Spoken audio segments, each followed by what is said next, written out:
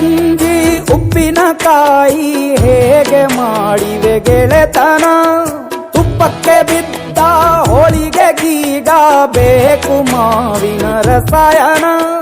ಹುಬ್ಬಳ್ಳಿ ರೊಟ್ಟಿ ಕಾಳು ಇಂದೋನೆ ಗಟ್ಟಿಯಾಳು, ಹಂಚಿ ಉಂಡರೆ ಅಧಿಕವಾಗುವ ಸರಳ ಸ್ನೇಹದ ವಿರಳ ರುಚಿದು ಜನುಮವೇ.